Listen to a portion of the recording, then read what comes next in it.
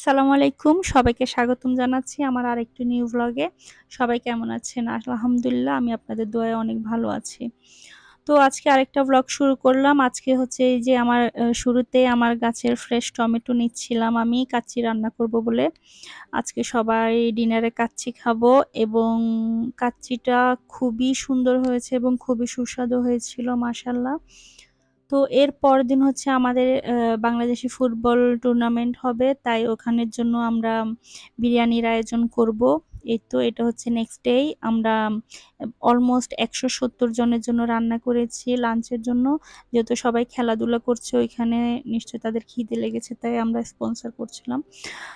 তো এই তো তারপর বাইরে এসে দেখলাম যে প্রচন্ড ঝড় বৃষ্টি হচ্ছিল আর ভাবছিলাম কিভাবে যে যাব মাঠে খেলা দেখতে। সারাটা দিন তো রান্না বান্নায় চলে গেল, তারপর ভাবলাম বিকেলে একটু বের হয়ে খেলা দেখতে যাব বাচ্চাদেরকে নিয়ে, সবাই অনেক এনজয় করবে। তো এই তো আমরা চলে এলাম মাঠে। এসে দেখলাম যে সেমিফাইনাল হচ্ছিল, তখন সন্ধ্যা নেমে আসছে। তো সবাই খেলা দেখলাম কিছুক্ষণ দাঁড়িয়ে। তারপর আমার মেয়ে আমার বোন ওরা অনেক এনজয় করছিল খেলা দেখে এবং অনেক বড় মাঠ দেখে তো ওরা অনেক হ্যাপি, ওরাও খেলতে চাচ্ছিল। তো বাইরে একটি বড় মাঠ ছিল ওপেন, ওখানে সবাই খেলছিল। এরপরে অনেক এনজয় করছিল আর আমি ততক্ষণে সেমিফাইনাল দেখছিলাম।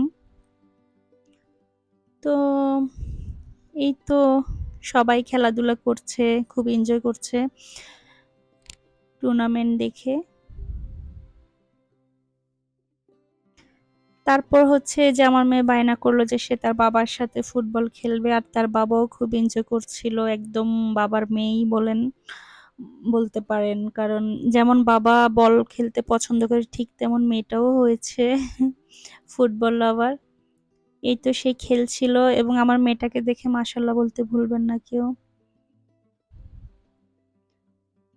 বাবা মেয়ে দুজনে খুব এনজয় করছিল ফুটবল খেলে, তাই ভাবলাম একটু ভিউ নিয়ে। আর ওইদিকে একটি বিমান যাচ্ছিল, ভাবলাম একটু ক্লিপ নিয়ে নিই।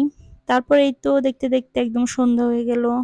তো প্রচন্ড মশা ছিল ওইখানে, তো ভাবলাম যে আমরা বাসায় চলে যাই।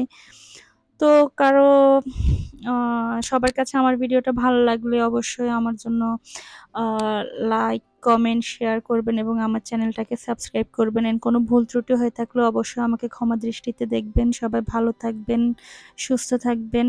সবাইকে আল্লাহ হাফেজ। আসসালামু আলাইকুম।